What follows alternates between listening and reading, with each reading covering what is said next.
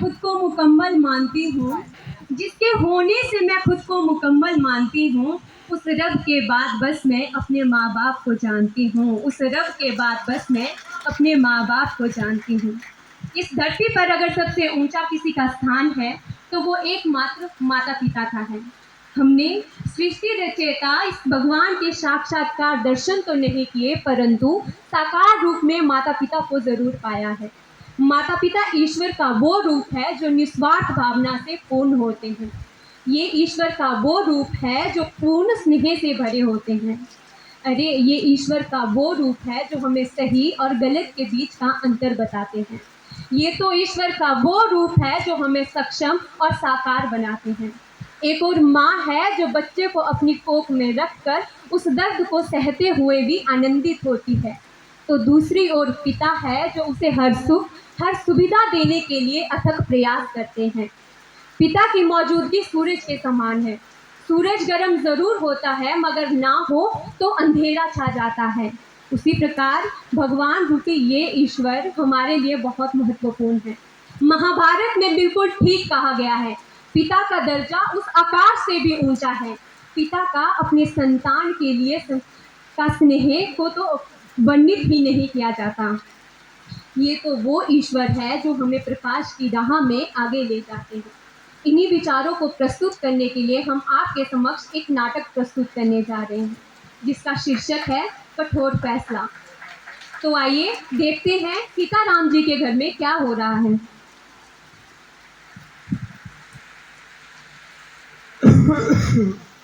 राघव, बेटा राघव, जी पापा। मेरा चश्मा तो ढूंढ देना बेटा, कहाँ रखा है? अरे पापा, यही कहीं रखा होगा, खुद ढूंढ लो। ठीक है बेटा, मैं खुद ही ढूंढ लेता हूँ।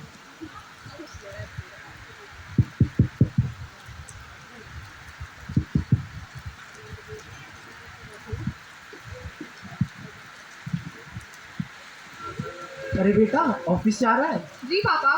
सामने न्यूज़पेपर रखा है, जरा पकड़ा दे। अरे पापा, सामने ही तो रखा है, आप खुद भी तो ले सकते हैं। ऑफिस के लिए लेट हो रहा है। ठीक है बेटा, तुम जाओ।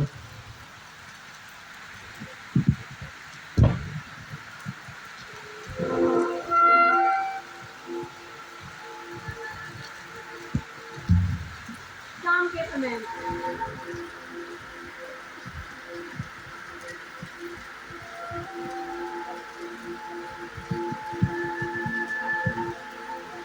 राघव, सुनो मैं क्या कह रही थी। हाँ बोलो। इतने दिनों से हम कहीं बाहर घूमने नहीं गए हैं, तो क्या है जब हम बाहर घूमने जा सकते हैं। अरे हाँ, क्यों नहीं। ठीक है फिर, मैं तैयार हूँ, तुम भी तैयार हो जाओ। ठीक है राघव, मैं तैयार हो जाती हूँ।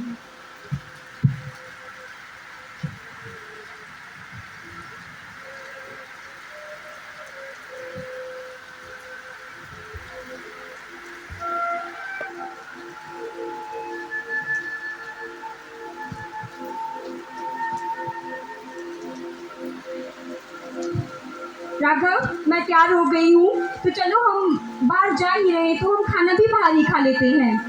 ठीक है फिर, मैं गाड़ी निकालता हूँ, तुम पापा को बता दो। ठीक है। पापा, पापा सुनिए, मैं और राघव बाहर घूमने जा रहे हैं। आपके लिए खाना पहले से ही तैयार है, तो आप गर्म करके खा लीजिएगा। ठीक है बेटा, तुम जाओ।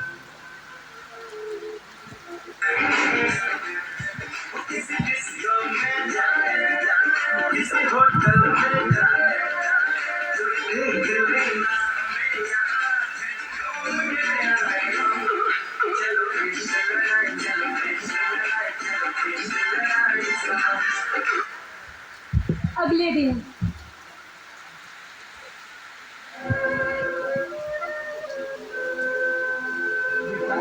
तुम कहाँ गई थी? अरे पापा, आपसे मतलब ब्यूटी पार्लर गई थी। क्यों, क्या हुआ। बेटा, तुम आज बहुत लेट हो गई हो। अभी तक मैंने खाना भी नहीं खाया, इसी वजह से मैं अपनी दवाई भी नहीं ले पाया। क्या आप तुम कुछ खाने को बना दोगी? अरे पापा, अगर एक दिन आपको टाइम पे खाना नहीं मिला तो कौन सा बड़ा महादुख पड़ा है। और अगर एक दिन आपको टाइम पे दवाई नहीं मिलेगी तो क्या आप मर जाओगे। खैर छोड़ो, बनाती हूँ।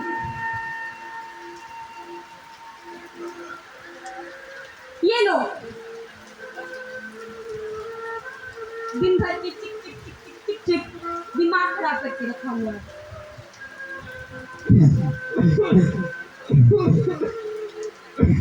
अरे अब क्या हो गया? बेटा खाना तीखा हो गया, जरा पानी लाना।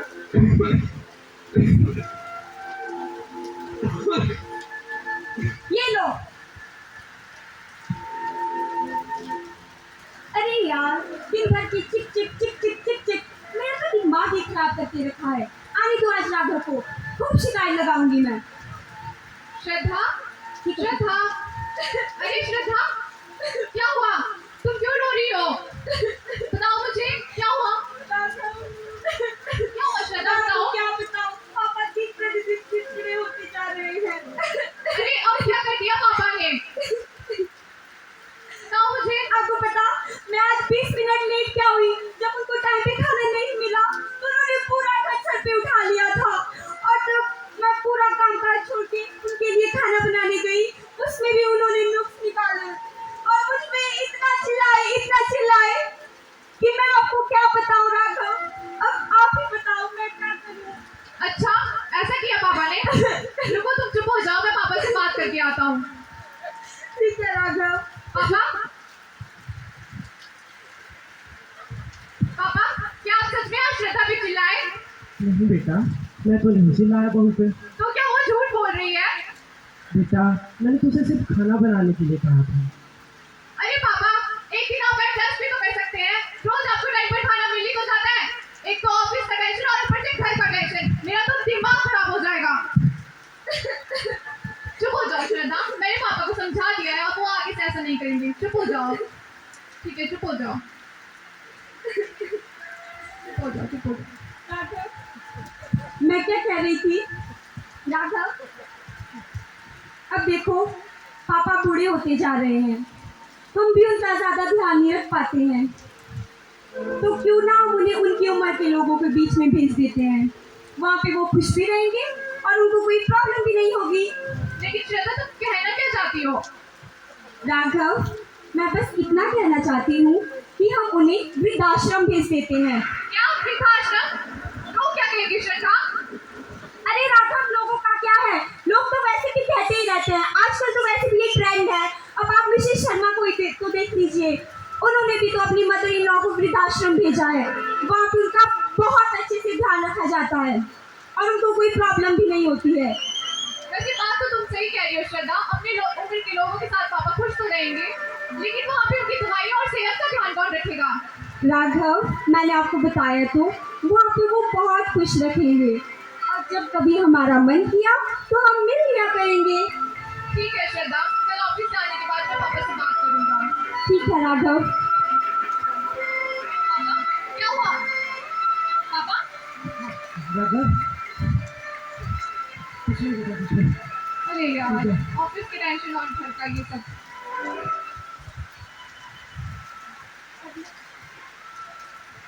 अगले दिन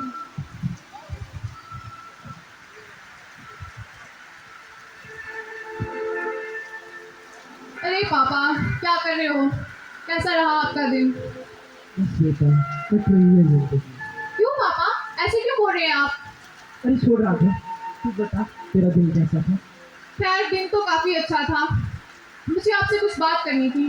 राघव, बात तो मुझे भी तुझसे कुछ करनी है। ठीक है पापा, पहले आप बताइए। बेटा तू तो जानता ही है कि मैं काफ़ी बूढ़ा हो चुका हूँ। मैं तुम्हारी खुशहाल जिंदगी में रुकावटें डालने का काम कर रहा हूँ, तो मुझे लगने लगा है कि मैं तुम पे बोझ बनता जा रहा हूँ। इसलिए बेटा मैंने ये फैसला लिया है, मैं अपनी बची हुई जिंदगी अपने हम उम्र लोगों के बीच बिताऊँ। अरे पापा, ये आप अब क्या कह रहे हैं? आप हम पर बोझ नहीं है। अरे नहीं बेटा, मैं जानता हूँ मेरी वजह से तुम्हें कितनी समस्याओं का सामना करना पड़ता है, और बेटा तुम्हारा मन किया तो हम मिल लिया करेंगे। ठीक है पापा, अब अगर आपने फैसला ले ही लिया है तो आगे आपकी मर्जी। राघव, तू तो जानता ही है हमारे पास इतना बड़ा बंगला है, मैं अपने इसी बंगले को वृद्धाश्रम बनाना चाहता हूँ। ये आप क्या कह रहे हैं पापा? ऐसे कैसे कैसे हो सकता है? ऐसा क्यों नहीं हो सकता राघव? मैंने तुझे पढ़ाया, लिखाया, इस काबिल बनाया। वो अपने पैरों पे खुद खड़ा हो सकता है। मेरी जिम्मेदारी बस यही तक थी और मेरा जिम्मेदारियों से छुट्टी लेने का वक्त आ गया है। लेकिन पापा हम कहाँ जाएंगे, हम कहाँ रहेंगे? राघव, ये जो तुझे दौलत जायदाद दिखाई दे रही है ना, ये मेरे खून पसीने की कमाई है, ना कि मेरे पुरखों की दी हुई राघव। और बेटा, मुझे पता चल गया है अब तुझे अपनी जिंदगी में मेरी कोई जरूरत नहीं है। और बेटा, अब मुझ में इतनी शक्ति भी तो नहीं रही कि मैं तेरी तेज रफ्तार भरी जिंदगी में चल सकूं। इसलिए मैं एनजीओ वालों से बात करने जा रहा हूँ। तू जाके श्रद्धा को बता दे। पापा मैं जानता हूँ हमने आपके साथ बहुत बुरा बर्ताव किया, पर क्या आप हमें माफ नहीं कर सकते? राघव, मैं तुझे माफ करने वाला कौन होता हूँ बेटा? और रही बात गलती की, गलती तो कहीं ना कहीं मेरी ही परवरिश में रही होगी, जो आज ये दिन देखना पड़ा। और रही बात फैसला बदलने की, मेरा फैसला अटल है। मैं एनजीओ वालों से बात करने जा रहा हूँ। तू जाके श्रद्धा को बता दे।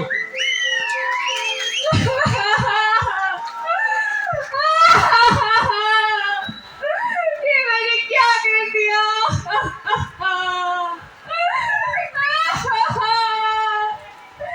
वो बाप जिसने मुझे पाल पोस कर इतना बड़ा किया, वो बाप जो खुद धूप में नहार मुझे छाया दी, वो बाप जो खुद पुकार मुझे खाना दिया, आज मैंने उसी के साथ ही ऐसा किया। ये मैंने क्या किया? राघव, राघव क्या हुआ? आप रो क्यों रहे हो राघव? राघव, रुको मैं पानी लाती हूँ। ले लो राघव, पानी पियो।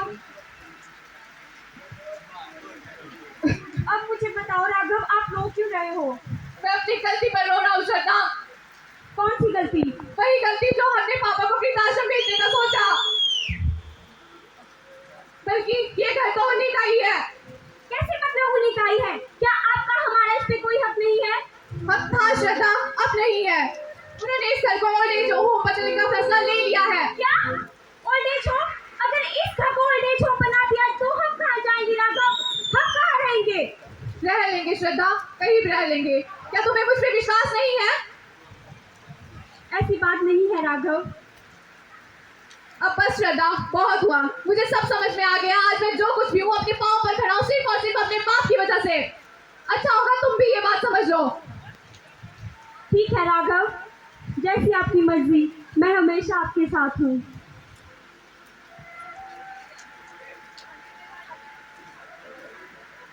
ठीक है पापा, अब हम ये घर छोड़ के जा रहे हैं। तुझे किसी चीज की जरूरत है तो बता। पापा अब हमें जरूरत है तो सिर्फ एक चीज की, और वो है आपका आशीर्वाद। बेटा, वो चश्मा ढूंढने के लिए तुझे कहना, वो न्यूज़पेपर लाने के लिए तुझे कहना, वो तो मेरे बहाने थे ताकि मैं तेरी आवाज़ सुन सकूं। तू 2 मिनट आके मेरे पास बैठे और मुझसे पूछे, पापा आपको कोई तकलीफ तो नहीं? लेकिन नहीं बेटा, तू तो अपनी ही जिंदगी में मस्त था बेटा। लेकिन मुझे लगने लगा है कि तुझे तेरी गलती का एहसास हो गया है। और वैसे भी बड़ों का तो काम ही होता है छोटों की गलती को सुधारने के लिए कुछ कठोर फैसले लेना।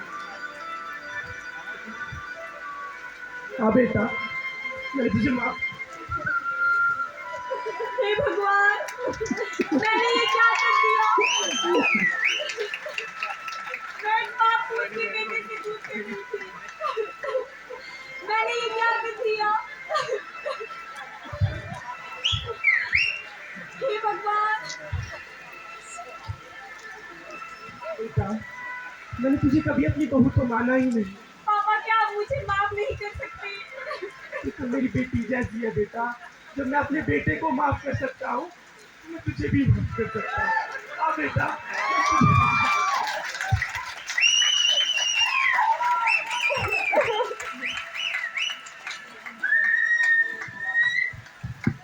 पापा मुझे माफ कर दीजिए। पापा अब हम कभी ऐसा नहीं करेंगे।